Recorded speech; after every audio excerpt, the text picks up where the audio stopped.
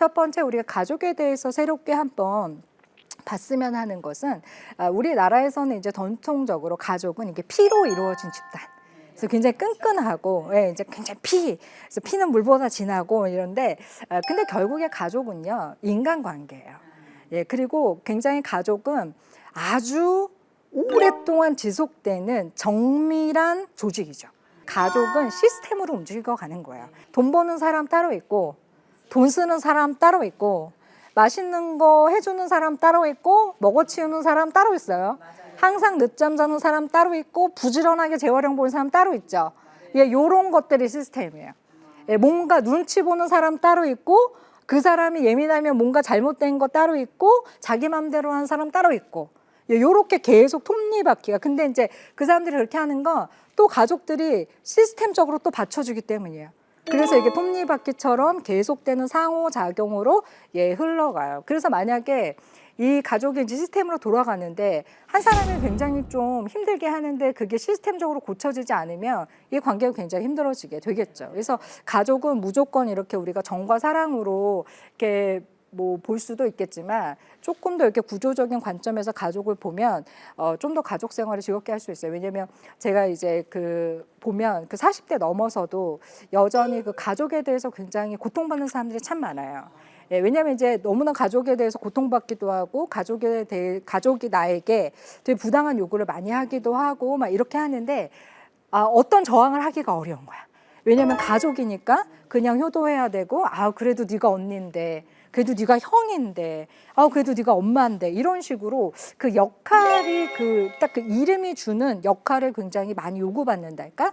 예, 그래서 이제 이 시스템이 굉장히 고통스러운 시스템이 되는 가족은 쉽지가 않겠죠. 그래서 그걸 깨려면 이렇게 보는 시각도 좀 필요해요. 그다음에 이제 가족이 시스템으로 굴러가는 데 있어서 이거를 더 강화시키는 건 뭐냐면 가족끼리 거는 최면이에요.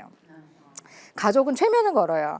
근데 이제 이 가족 최면을 맞으면 약간 자극적이기도 하지만 이 정의는 이제 존 브래드 쇼라는 분이 이제 그 정의한 이 가족에 대한 어떤 새로운 어떤 그 정의 중에 하나인데 어떤 걸 설명해 주고 있는 거냐면 가족 최면이란 건 가족들이 서로 자주 하는 어떤 말과 행동을 통해서 서로가 서로한테 너는 어떤 사람이다라고 규정해 주는 거예요. 그러니까 이게 어떤 시스템을 강화시키는 건데 이거는 주로 가정 내 권력자가 비권력자에게 하겠죠. 그러니까 연장자가 더 어린 사람들에게 주로 많이 하는 거예요. 예를 들어서 이거는 칭찬을 많이기도 하고 비난을 많이기도 하고 다 상관없어요. 왜냐면 체면만 걸리면 되는 거야. 예를 들어서 이런 거죠. 너처럼 부지런한 애는 본 적이 없어. 너 너무 부지런해. 아들아, 너가 우리 집의 기둥이야. 엄마랑 아빠는 너무 힘들다가도 너만 보면 아주 너무 행복하고 너무 걱정되는 것. 그러면 그 사람은 그 역할을 벗어나는 행동을 하기가 쉽겠어요? 예, 쉽지가 않아요. 예, 최면 걸어요. 저는 할머니가 저를 키우셨거든요. 저희 엄마가 이제 저 어렸을 때부터 일을 하셔가지고 저희 할머니가 저를 키우셨는데 저는 할머니한테 어렸을 때 진짜 많이 들었던 말, 이제 그런 것도 있죠. 최면이죠. 들었던 말 뭐 있냐면 이런 말이에요.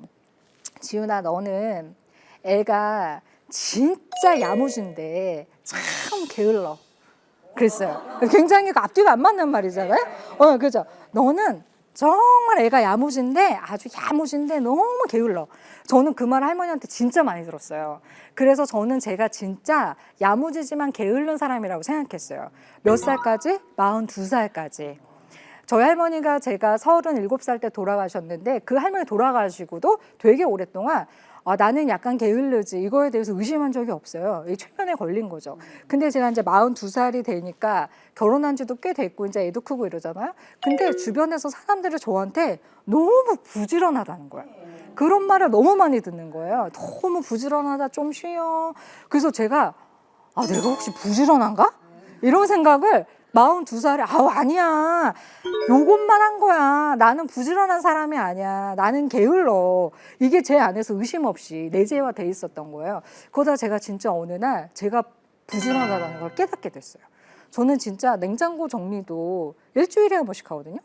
네, 그리고 저는 정말 매일매일 정말 깨끗하게 모든 것을 이렇게 정리하고 저 오늘 이거 촬영하기 전에도 아침에 일어나서 김밥을 싸서 대도시락도 싸고 저희 애 것도 싸주고 저희 남편 것도 싸주고 이렇게 하면 온단 말이죠.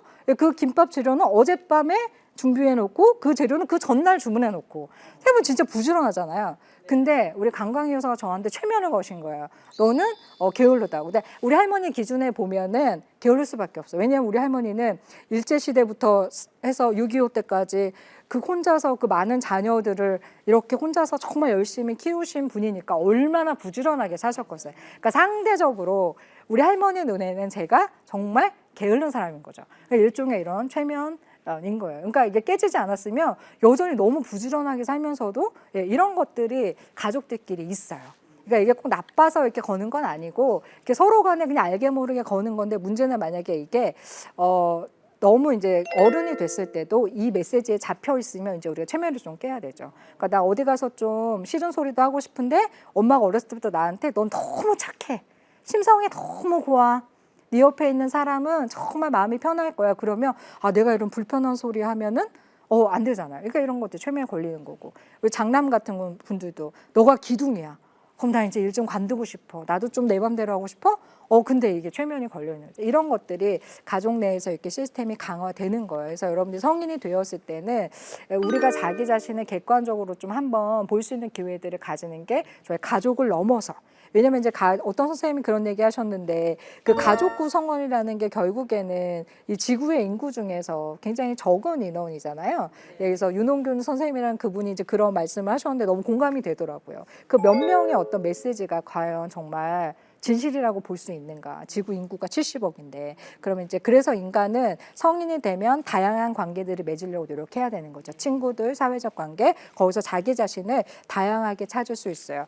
그래서 이제 연애 같은 것도 꼭 한 사람이랑 하는 게 이렇게 첫사랑이랑 뭐 결혼하면은 되게 좀 이상적이고 뭐 행복하고 막 드라마 같다 막 이러지만은 여러 사람을 만나는 걸 통해서 자기 자신을 계속 새롭게 발견할 수 있는 것들이 있거든요. 그러니까 성인기에는 이제 그런 다양한 관계들을 경험을 통해서 자기를 알아가는 게 되게 중요해서 그래서 가족을 좀 더 우리가 객관적으로 잘 보려면요.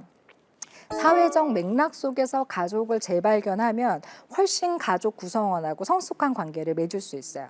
우리 아들은 30이 넘었는데도 취업도 잘 못하고 연애도 안 하려고 그러고 집에 있으면 너무 답답해. 이런 건 사적인 해석이고 우리 아들이 2024년 여기를 지금 살아가는 대한민국 30대니까 우리 아들뿐만이 아니라 우리나라에서 이런 애들을 자꾸 MG라고 하긴 하던데 이 친구들이 보편적으로 겪는 어떤 현상이 이건데 그런 남자아이가 우리 집에도 사는구나.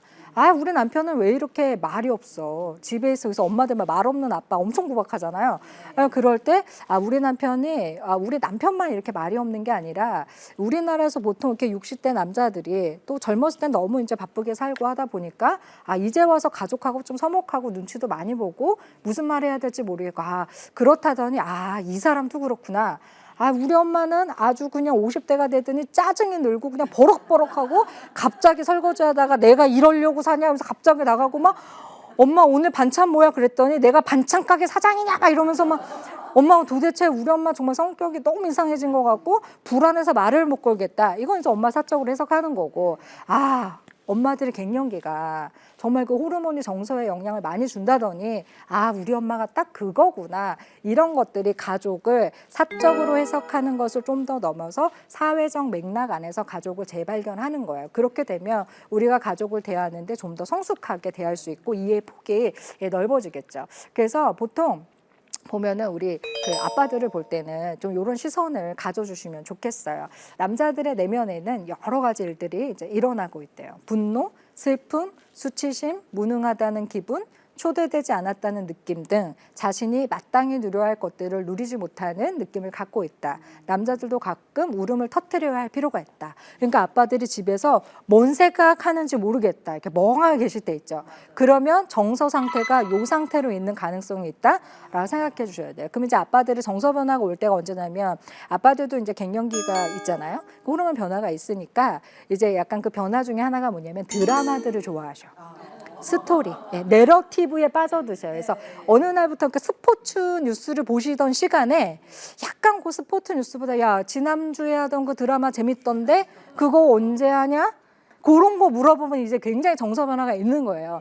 이때가 되게 골든 타임이에요. 이때 잘 잡아야 돼요. 그래서 이렇게 아빠하고 엄마하고 뭐 자녀들하고 참 대화를 잘 붙여갈 수 있는 뭔가 관계에 대해 이막을 열 수 있는 되게 중요한 타임이거든요. 그래서 아빠가 또 드라마를 보시다 우셔.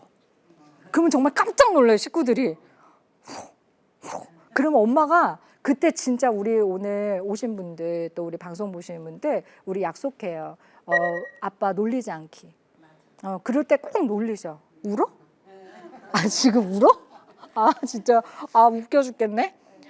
나를 보고 울어. 내 인생이 드라마야. 뭘 보고 우는 거야? 막 이런 식으로 하지 마시고, 아, 울어?